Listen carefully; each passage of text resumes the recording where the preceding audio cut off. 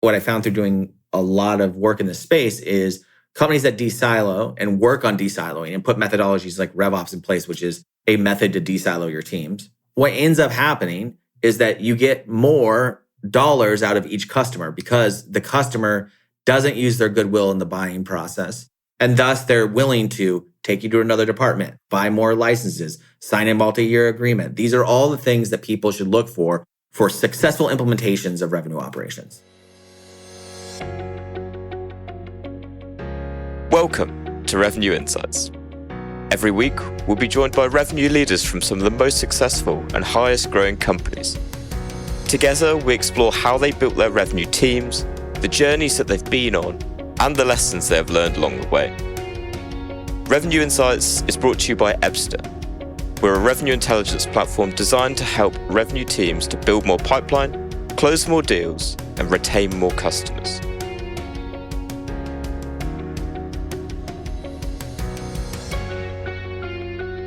Hello and welcome everyone to the Revenue Insights podcast. This week, we're joined by Jason Reichl, the CRO of TrustLayer. He's also an advisor at Breadcrumbs and also one of the co-founders of Go Nimbly as well. So Jason has had a glittering career from marketing to product to RevOps and is now a CRO. So Jason, welcome to the show.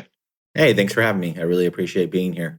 So Jason, I've obviously been having a look back at a lot of the stuff that you've kind of done, a lot of the stuff that you've talked about online. And I've heard a lot about what you've done at Breadcrumbs, heard a lot about what you've done at Go Nimbly. But what I'm kind of intrigued about now is this journey that you've now taken to TrustLayer, where you're now in the role of CRO. So would love to hear a bit more about what that journey has been like and what's kind of taking you there. So I started my career, and you mentioned this, and as a product person in SaaS companies, right? And that's really where I think that I developed a lot of my RevOps principles is by being a product manager. So I brought a lot of the principles of building a product over into revenue operations. And when I started popularizing revenue operations, that was a key component, which is things like roadmap and things like prioritization, things that I saw my sales ops teams not doing or marketing ops teams not doing. And thus everyone was kind of like scattered all around, right? And so when I started Go Nimbly, when I was the CEO of that company for 6 years, and we grew it pretty substantially and worked with a lot of organizations, very large enterprise organizations. So when RevOps first came about, it was really about these large organizations not getting the change they needed to hit their goals. So I thought RevOps was for everyone, and it is. But enterprise companies already had a sales ops team, already had a marketing ops team. There was something to unify, and there was a lot of work to be done in those organizations. So some of the companies that we worked with were like Twilio and Zendesk and PagerDuty and all these kind of really big tech names. Those are really huge companies. And even when we worked with them, we worked with Twilio before they IPO'd, but they were still relatively large organizations. And so it was about influencing them methodology-wise, giving them insights to kind of move the needle. Not all of them in one day became revenue operations companies, right? But they used Go Nimbly and they used my principles in order to start to have a more holistic picture of their work. And that really helped those organizations. And I really enjoyed being CEO of Go Nimbly. But when COVID hit, it was very clear to me that the funding space in tech was going to change dramatically. And I became kind of obsessed with wanting to take the principles that I had developed for large enterprise organizations and go in the field and actually practice those. So I first went to Breadcrumbs and helped raise money with them and set up their revenue go-to-market. And then I met one day John Four from TrustLayer, who is a Silicon Valley guy. But during COVID, he started this company and moved to Florida. And I was talking to him, and he really wanted to operationalize his team. And they already had a good amount of funding. And so it seemed like a very good place for me to go and test my philosophies at a Series A organization. So jumping on TrustLayer at Series A, helping build out what it looks like to have sales, marketing, customer success actually owned by the CRO. So I own those departments and set up a revenue operations team and really help scale that organization. And what I found are some of the principles that I developed for enterprise RevOps worked in a smaller organization or in an earlier organization, and some didn't, because some things in an early organization, when you're trying to find product market fit, don't need to be operationalized, right? And they need to be loose and they need experimentation. They need a lot of things that at a larger scale in RevOps is really about operationalizing what's working and trying to spread that out and scale it. Doing all of this because I really believe in revenue operations and I want to find where the bounds of it are. Where do silos actually start in organizations? Do they start as Series A? Do they start before a company's ever created? Are they in our mindsets? Are they in the way that we function? One thing that was really apparent to me when I worked at Go Nimbly and I would interview people for my own podcast, Kill Your Silos, was that every leader I spoke to said, man, I miss the days when we were all wearing multiple hats and doing all these different jobs. And it was so fun and it was so exciting. And everybody was happy, even though they were working 80-hour weeks. And now we have this funding and we are successful. But what the fuck? Why am I not having fun anymore? This is a common story and trope. If you're hanging out with other entrepreneurs in tech and you're sitting around talking, they miss that experience of kind of being a generalist and kind of knowing what's going on in their organization. And for a long time in Silicon Valley, there's been this misnomer around, as you scale your company, put people into very specific roles, give them specific jobs, which is kind of what people naturally want after they go through the building of a startup. And it's so chaotic and crazy and all this stuff. But it actually hurts the creativity of the organization and overall the focus on the buying experience of the customer. So that's a long way of saying why CRO is because I really wanted to put these into practice at the leadership level. I wanted to show an organization and demonstrate a CRO who's not only focused on sales, but focused across sales, marketing, customer success equally and believing that all of those parts touch the customer. And I wanted to understand about where silos show up. So those are the three reasons why I decided to take a CRO job at an organization. So do you think that the kind of future career trajectory for RevOps professionals is towards the point of becoming a CRO? Is that why you're kind of trying to prove it? I don't think so. I don't think that's where it has to go. Like all disciplines, RevOps is becoming this very large thing with lots of meaning to it. You can have technical RevOps people. You could have more business savvy RevOps people. You could have analytical people joining RevOps now. You have all sorts of different, what I call core talents joining. I really believe that people should be, I don't know if you know what Indio is, but it's a think tank. And they believe in the T-shaped person. I really believe in an E-shaped person, which is that most people come to me with one skill developed. And then we try to find the other two skills that are going to make them an E-shaped person, make them more of a generalist. But even when you're more of a generalist and you start to expand, you realize that that might not lead to the desire to be an executive, right? That being said, I do think it's important that CROs today really focus on elevating RevOps or operations within their go-to-market team to the same caliber as their sales team or their marketing team. So I do think it's an imperative thing that CROs today, regardless if they come from RevOps or not, elevate that department into its own function and treat it like it's its own function and not support service or an auxiliary service for its go-to-market functions. So that's something that I really believe in. I think that more people coming from RevOps into leadership roles would help that.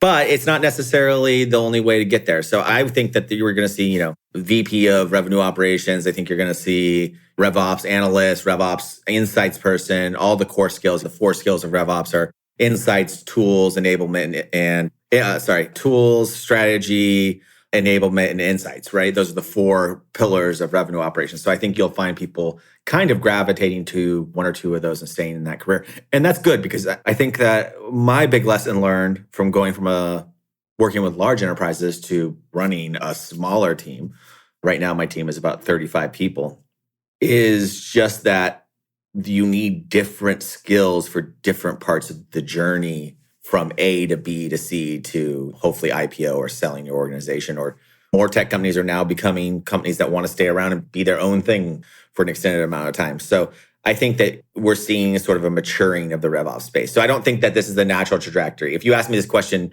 2 years ago, I'd probably be like, yeah, the more people that can come up through revenue operations.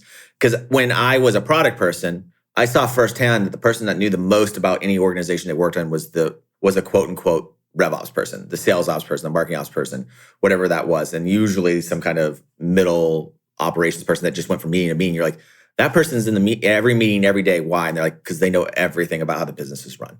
So I do think that you'll see more leadership spring up from there. I think the problem with most RevOps people and why they don't get into leadership is because most revenue operators that I know, they have a fascination with the craft of solving the problem, right? That's kind of what got them into that space.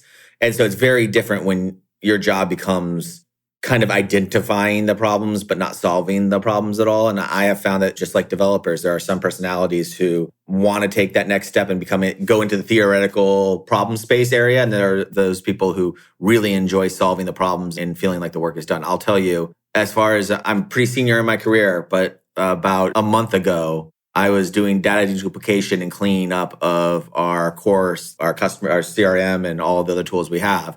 And after I built all those routines and ran them and saw that number go down, I felt a lot of satisfaction.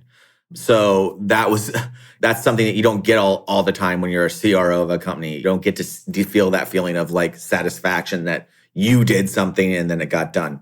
So I don't think it has to be for everyone. I really want to stress that I think there needs to be some lifers in the revenue operations space who want to be the head of revenue operations and are not vying for the role of CRO. Me, myself, is just my background is to want to lead and inspire people. And so it's always led me to more executive or leadership roles in organizations because I feel like there is the operators who want to solve problems, but the leaders of sales and marketing and customer success, they need to be trained just like everyone else for this new paradigm that's happening. And I feel a personal responsibility to help those people make that transition. Amazing. And so I'm quite intrigued by the E shape that you kind of talked about in terms of like, what would you say are those characteristics that ideally like people would have? You mentioned like the type of operators. And I guess now that RevOps has probably come into fruition a lot more, particularly over the past kind of 12 to 24 months, what kind of like personalities and characteristics are you kind of seeing? Well, so usually so it kind of goes down the line, sales ops, marketing ops, those people come to you with some kind of baggage of their previous career. So I've taken a lot, running Go Nimbly, I've taken a lot of people who were sales ops people who were frustrated by being sales ops people because they were tired of doing the same work as marketing ops or not doing different work that never really aligned and never fixed the problem. They're coming to us and saying, hey, I would like to be a RevOps person because I want a holistic point of view on this. And I still stress that being a generalist is pretty much the strongest thing that you can do for your career. When you're a specialist, it's easiest to get your first job. So if you go to college, you become a specialist and you go into a field because you've proven it. But relatively soon, you'll realize that if you just go that route, it's going to be very hard for you to have upward mobility and be ambitious in the tech world. So I tend to find people who have one really deep skill. And again, going back to those things. So strategy. So you'll find people who have branding backgrounds or strategy backgrounds. And my personal thing is, I love advertising. And so I come from a marketing background and that will be what they come in with. And then in that marketing background, it will be, are they really strong in brand and understand voice and messaging? Or are they really strong in conversion tactics? Do they come from more of that? So even in that, you can see how that particular generalized skill can be split down. And so then you'll try to widen that out. So if you're good at conversion tactics, then I'll try to make you a little bit more aware of brand. And then the other two, I tell everyone, you need to have one core skill in strategy. What are you really good at in strategy? What are you really good at? What tools are you really good at? What tech stack do you really know really well?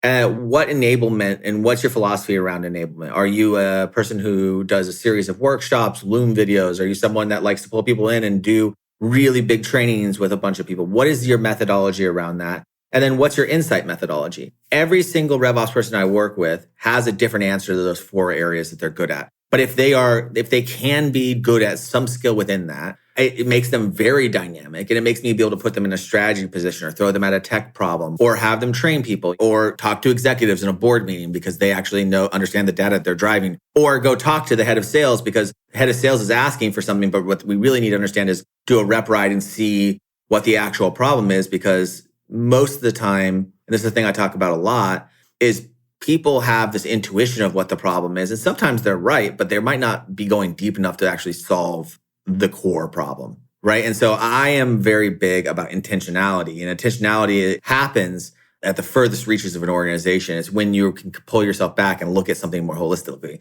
So in an organization, what happens at first is everyone is just kind of driven by their own perception of what's happening. So they walk into a room and say, hey, something's not working in this process. Can we fix it? And someone else says, yeah. That's how that works. The second one is you hire people like Jason Reichl who have a lot of experience, and then you do everything they say. That's experiential, right? And that's pretty good. And that's where most companies stop, is they hire experienced people and then they just become sort of carbon copies or however it works of the previous companies they worked at. So if you see a bunch of people from Salesforce working at a new company, they're going to kind of operate like Salesforce does, right? And So that's what happens when you get to the experience. And then the last one is actually the most hard to get to. And I think the best organizations do that, which is customer focus. What things are actually affecting the customer buying experience?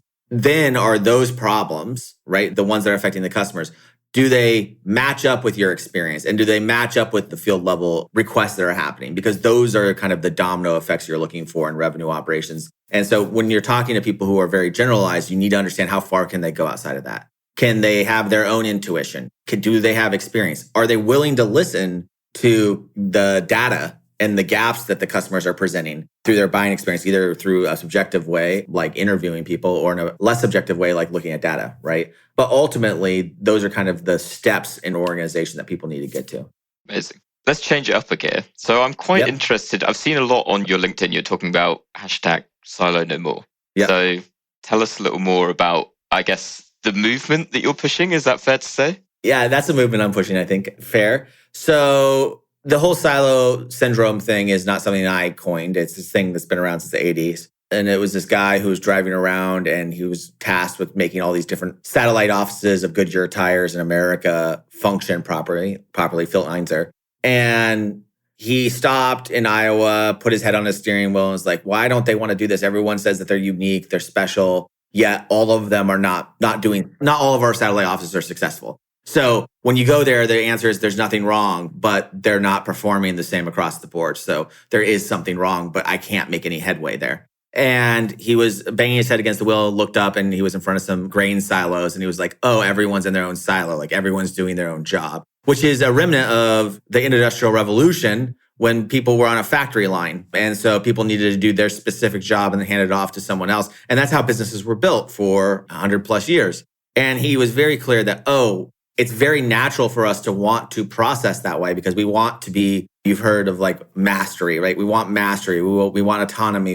So if you silo yourself off, you can have all of those things because it's just your space, your work, you hand it off and then problem solved, right? But in reality, businesses became more complex as technology was introduced. As when we no longer had the regional market and Goodyear Tire were suffering because they had the same office in all these different places, but they operated differently. But you extract that out and you go, okay, what's changed in B2B business? And not only in technology, but B2B, which is the minute that the phone was invented and the yellow pages were invented, what happened when those kind of technologies began to happen is you no longer had to be in the geographic region. We started to learn about segmentation. So if I was a company selling wood, I wouldn't just call every single person. I would call people who built things out of wood, right? In different regions. That was different, right? And that started to push us into segmentation. That pushed us into sort of the age of personalization. As stupid as it is, picking up the phone and knowing that you're a carpenter when I call you is personalization, right? So all of these things kind of coalesced. And what he learned by studying this, and because he spent the rest of his career studying silo syndrome, is it's very natural in organizations for this to happen. And there's 3 or 4 key kind of indicators.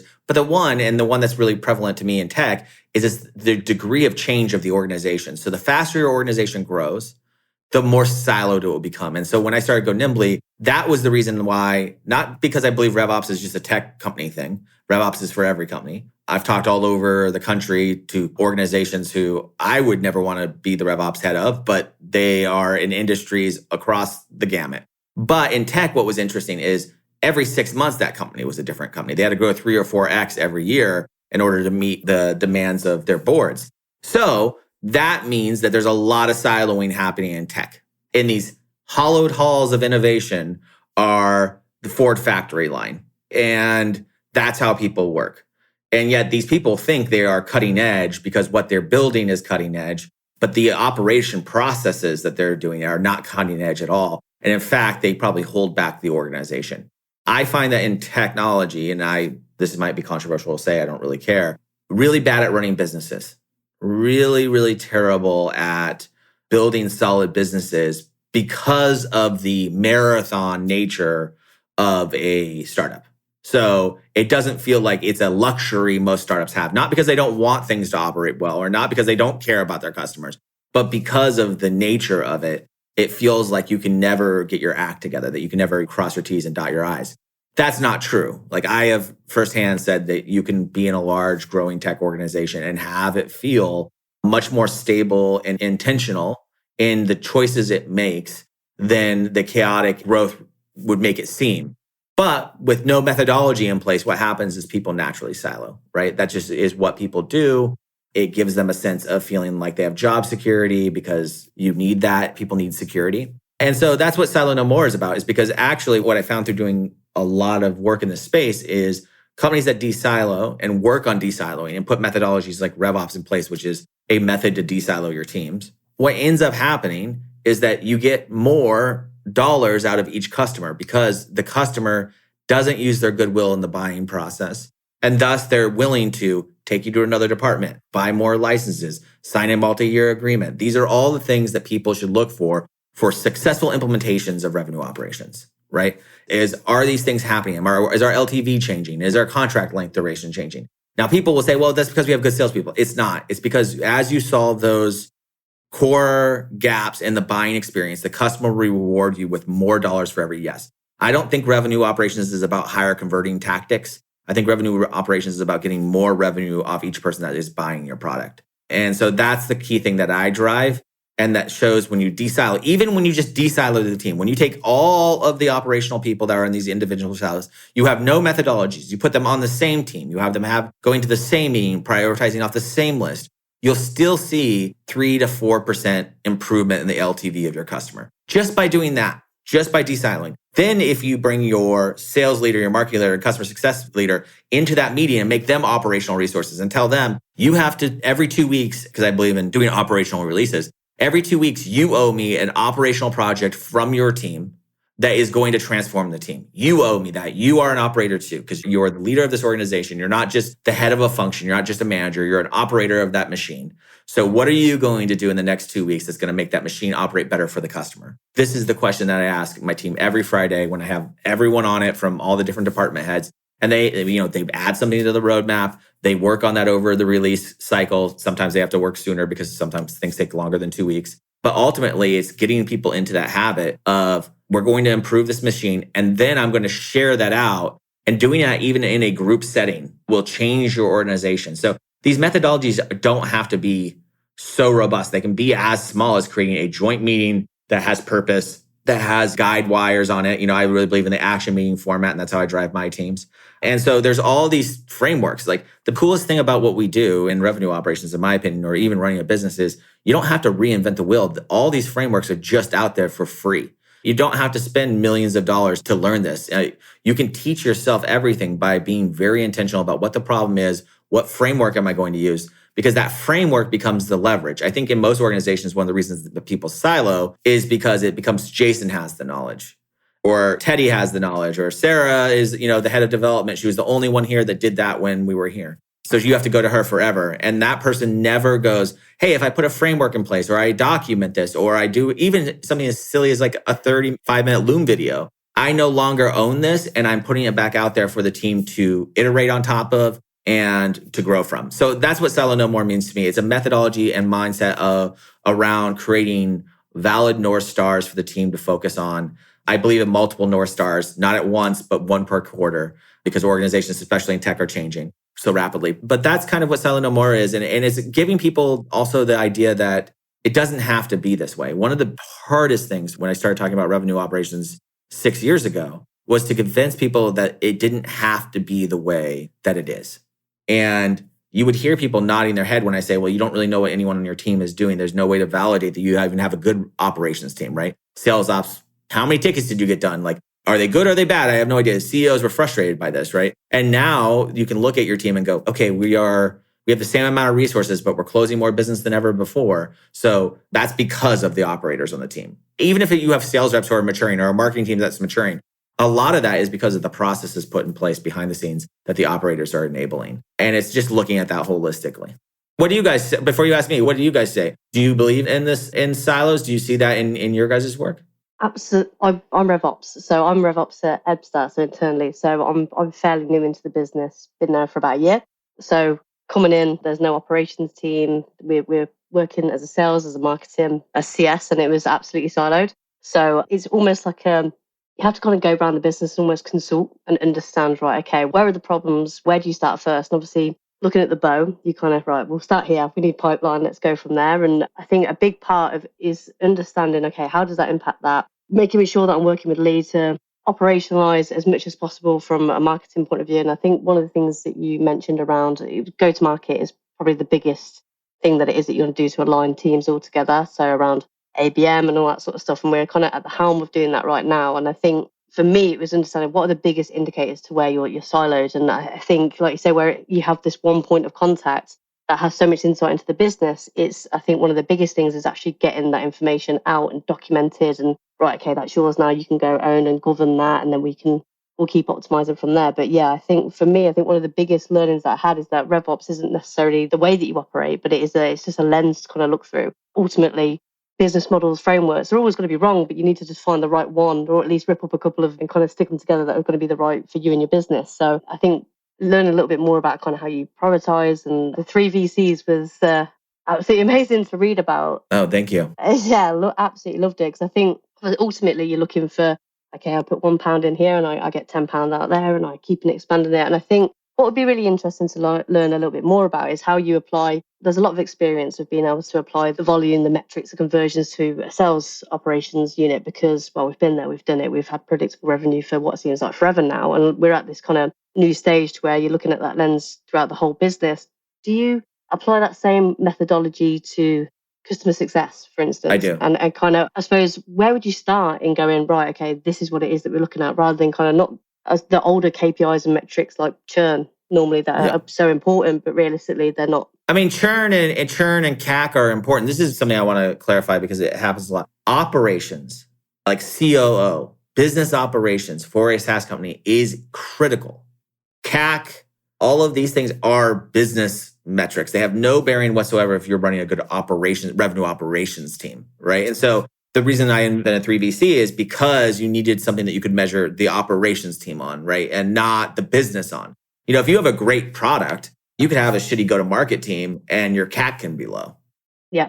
Or you can have a great sales and marketing team, but your cost of acquisition is really high because you're in some kind of niche market. And that's not a decision the operations team's doing. And it's not anything they can really control. So it just didn't seem like the right metrics to use for that team. So that's why 3VC. My fascination comes from the idea that everything is a funnel. So I believe in the bow tie, right? I use the 5A methodology from aware to advocate. But each of those are its own functional life cycle. And I do really believe we will see a unification of go-to-market funnel technology in the next 5 years, where when you get to the sales process, that funnel is measured independently in your opportunity in Salesforce or HubSpot, whatever you're using. But I believe you will see the same thing for marketing, from not aware to shadow intent to conversion of an MQL. And you'll be able to see that life cycle. And then you'll be able to zoom even one click out. And that's what Breadcrumbs is really trying to do, or attempting to do, is to look at the contact, the individual. And this is the thing I believe in most in the technology space. If I was investing in operational technology, I would invest in technology that looks at a person before they look at the account and looks at the person's life cycle, right? And I think that's going to be the future of all go-to-market is individuals. You're seeing things like Zoom Info as a tool, where they track individuals from all the different jobs they have. So the meta layer, we're getting away from the era of database, right? So the reason that Salesforce exists like it exists is because it's built on Oracle. And so you need a master account. So then under those accounts, you put people. In reality, that paradigm needs to completely switch, which is people work at companies, not companies. And if you want to win a company, you have to win a person first, right? And so I think we're going to see that whole thing change. That's one big bet I have in the technology space and in where I think investing will eventually go. And the second one is in what I think is something that I've been telling people the whole time about revenue operations is this is just like the marketing revolution. So marketers used to have this bullshit where they were said like, we don't know what part of it's working, so we're just going to keep spending the money on it. And then marketing got very sophisticated. You had attribution and all of these things. And now CMOs have huge budgets to spend on technology and other things like that. The same thing is happening for revenue operations. So attribution is starting to happen. And I think there's going to be a big winner player in the company that actually builds operational attribution. So I think lifecycle management for contacts and attribution for where they came in, what process they were tied to. So imagine you could say, I made this change. And since you've made this change in this process, you've had a 5% higher conversion rate. Now, that might be correlation, it might not be causation, but as an organization, that's the same thing about attribution in general. It's not causation, it's correlation, right? And that made marketing more sophisticated, just like I think that will make operations more sophisticated. So those are the two big bets that I have that I think this industry and the space that we're all in are really going to drive. Right now, revenue insights or revenue intelligence software is still about measuring your resources externally. What did they do with the customer? I get so pissed off when I see companies like Clary and all these tools saying that they are RevOps tools when really all they are is forecasting tools. Now, revenue operators manage them. Revenue operators look at them. They're important, but they are not built for the revenue operator. So I think you're going to see a whole slew of technology targeted and built for the operator of these businesses because they have a lot of things to prioritize, things from like road mapping software, all of this kind of stuff. So that's my big bet. And I think that's going to be what really solidifies the methodology. For now, though, I also think so. RevOps is a series of methodologies and lenses, as you said. I really believe that. And then RevOps is also a function. I don't care if we lose the RevOps function. And people are called operators, sales ops, or whatever the fuck they're called. I don't care. What I think is important is that we don't lose the methodology. We don't lose the idea of looking at things holistically, that we don't lose the ideas of looking at the buying experience. We don't lose the idea that it's person-centric. And I do a bad job at this too. I'm building a Series A company right now, right? Like how far away I am when I believe this so full-heartedly from my actual customers and knowing what the experience of them buying the product was is significant. It's very hard for me to get close to the customer because there are so many things that are happening that are pulling me away from that and focusing back on my team as the internal customer, right? Although my GTM team is not my internal customer. We are working on behalf of the contact. And so that is going to be the next big thing that from where I sit every day and where the things that make me think about, well, I need a framework or a methodology for this. Is like, I need to figure out how can a revenue operations team actually get closer to the customer? Where are those injection points? How can we get interviews happening? How can we get feedback loops? How can we understand what that looks like? And then how can we attribute what caused those behaviors? This is kind of the newest framework that I'm working on. And then the secondary thing I think that is important that's happening in RevOps right now is more accountability frameworks for individuals. So measuring SDRs on something more than just booked meetings, measuring AEs more than just on commissions. Because again, certain resources could hit commissions, but be terrible at their job as a holistic resource. And so we need to get away from these single-minded metrics that make people fail or be successful based on one idea of what their core attribute is. And so I'm also working on those kind of activity frameworks because I think that's what people need. I think people need frameworks. You know, there's this whole book about how if you work with a team, and I've worked with plenty of people who are very ego-driven, who deserve to have their ego. By the way, they're very amazing people. But the way that you overcome someone's ego is by not telling them that you're right. It's by putting a framework in place that's the bad guy or the good guy. And so that's how you actually level set. So I don't go into organizations and say, hey, I am one of the 5 people that invented revenue operations. I don't go say that, so you should listen to me. Instead, I'll put a framework in place. They get to experience the framework and they realize for themselves that if they do this framework, they're going to have a better result. So doesn't matter what I say, right? It doesn't matter. All I've done is bring the information. They've tested it and then it's proven to themselves. And so I think those kind of core ideas are pretty critical to it. Amazing. So I'm quite fascinated with the point you were making around, so with Silo No More, and you talked a lot about the challenges that you are facing like right now. And I guess for the listeners kind of listening back to this, it's like, okay, say you've got a RevOps manager or even someone from like sales looking at it going, yeah, I hear that. Like I'm stuck in a silo right now and it sucks. So what steps can they take at that point to start breaking out of that silo? What is kind of the first step that they need to take to really start getting change in their organization?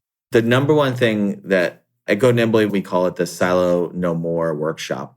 But the number one thing that I would say teams need to do, if you're internal and you don't have the budget to go consultant or you don't think you need that, pull everyone together and have a meeting. And in that meeting, have a conversation about, tell everyone, bring your top 5 priorities. In that meeting, say what the priority is, what you hope it does for the business, and how big of an effort and lift do you think it is. What you'll find is that sales, marketing, customer success, even RevOps, if you bring them in and allow them to do this process, or operations or sales ops or whatever you have, you'll find that by item 2 or 3, they have the same items on the list. But those 2 or 3 items, the thing that was 2 or 3 down, would never have been prioritized because it's not the most important thing for sales. It's not the most important thing for marketing. It's not the most important thing for CS. But if you tackle those problems, because that is actually the most important thing for the organization, because it's going to have a domino effect. Then by doing the third thing on the list that everyone had on their list, it will impact the first thing and the second thing on the list for the sales team or for the marketing team or whatever. And then that effort, because they put an effort next to it, right? So if they say it's a medium effort, in a month when you come back together and do another one of these kind of prioritization conversations, you'll see that the effort on number 1 has moved down a notch. It's become more in focus. So I often use effort, how hard something, like nothing we do is hard.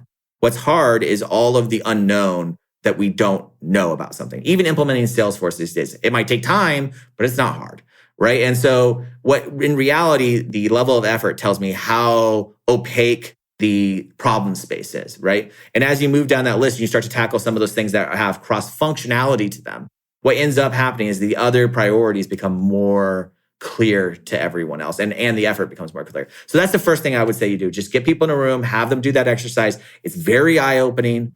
And you'll realize that people are willing to let go of 1 and 2 pretty quickly when they see that they could get a third or fourth or even a 7th thing done on their list and it will impact the whole organization. But they never have that conversation. You never have that conversation. In fact, sales, marketing, and customer success are built in the current setup to point at one another and say, you're slowing me down, you're hurting me, versus saying, actually, we have things in common that we all are being hurt by, because what's actually hard is running a business. It's not that marketing doesn't do their work or sales doesn't do their work or CS doesn't do their work. It's that it's hard to run a business. And it becomes very clear when, I don't know if you've ever had this experience, but you work with your colleagues, you never talk to Matt over there, you have this offsite, suddenly Matt starts talking and you're like, holy shit, Matt's brilliant. Why am I never hearing from Matt? And so you have to force those interactions. You have to force that communication to happen as much as possible. You need to have people see other people in a new light of like, wow, I'm really glad that I have that person on the team. They really know what they're talking about, but also the thing they're talking about is something that I care about. I think that's the way that you build synergy. You don't need a RevOps team to do this. If you're a sales leader, you can call your other heads of team. If you're a sales ops field operator, call the other operational resources. You can call it at any level, right? So you could call the sales admin, you could call the field marketing person who's doing campaigns and say, hey, let's talk about what we're working on. Let's go through our 5 priorities. You'll be surprised in lots of organizations how people can't even come up with 5 priorities because they're only focused on the thing that's right in front of them. All of this stuff is eye-opening. So I think the first thing you need to do is like put a lens on it, put focus onto the fact that people are not actually intentional, because people are shamed by that. One of my favorite sayings is the most organized person in the room wins. And that's not because the organized person is right. That's because it's easier to go along with something when there's a plan being presented to someone and it looks like it's right. And that is the fallacy of, it's good to know that. So if you want to win, be organized. But it's also good to understand that that's why certain things get prioritized over other things. It's just because it's more organized, so it's easier to obtain that thing. So those are kind of the tips that I would say for anyone that wants to get started, is just have that cross-functional meeting. It sounds so stupid. I used to teach people in consulting who would come to me from Ivy League schools, and I would do this thing called base jumping training. And it was to teach them how to Google something that they didn't know and build a baseline understanding of that topic.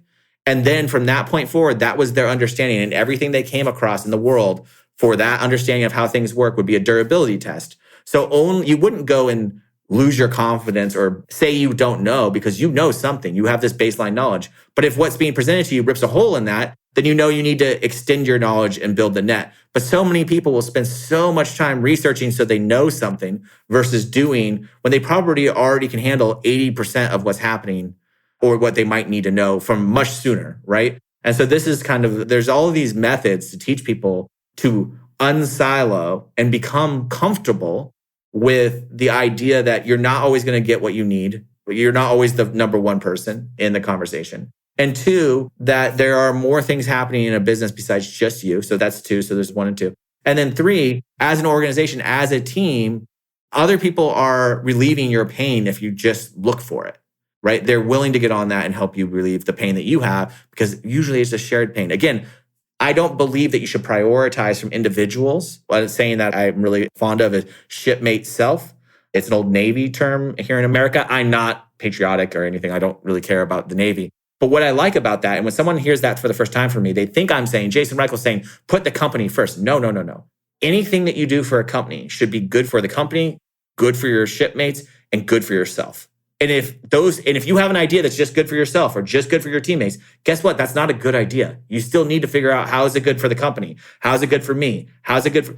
If you do that, you can be selfish and actually change the organization. So that's another quick way of just moving yourself directly into what I think the RevOps mindset is, which is, as Jason Reichl, I have all of these varied interests. I have all this stuff I want to do, but is it good for my shipmates? Is it good for my ship? And if it's not, then it's just a Jason Reichl problem.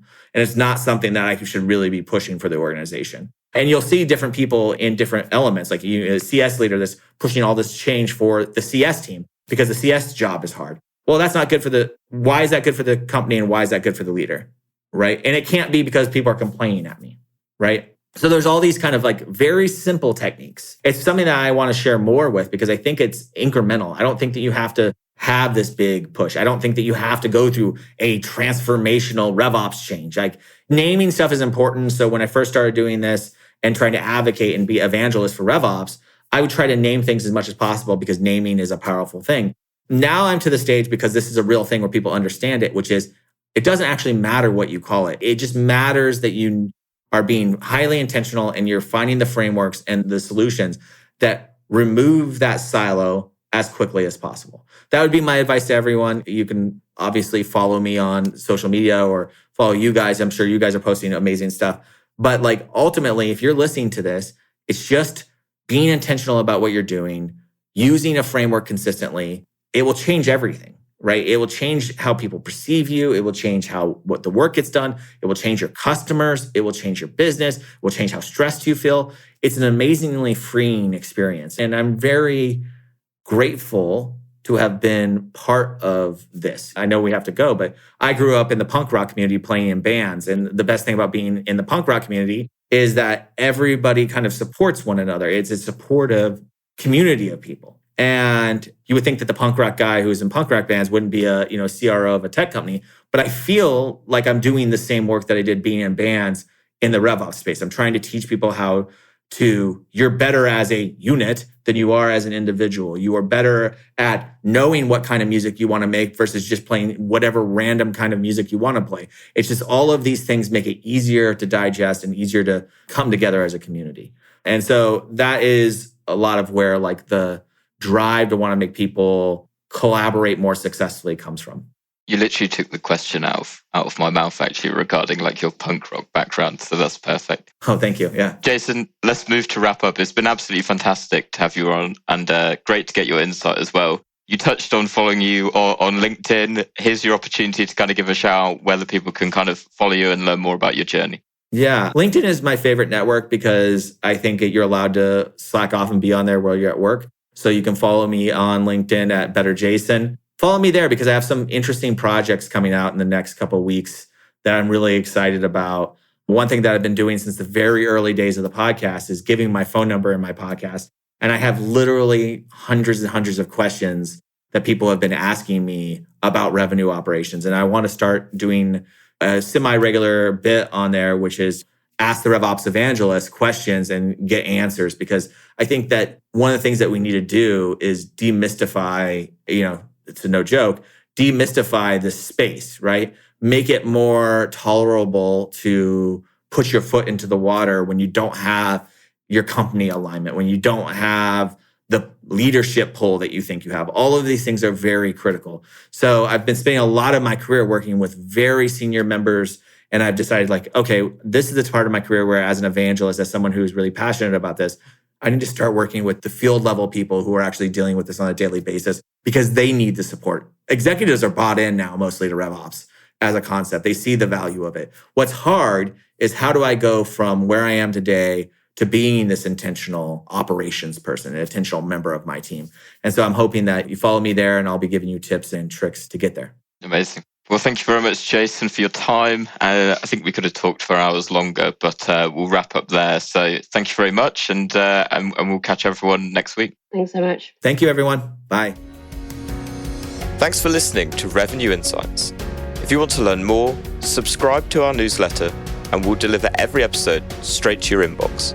If you have any questions, feel free to connect with us on LinkedIn. Our links will be in the episode notes. See you next week.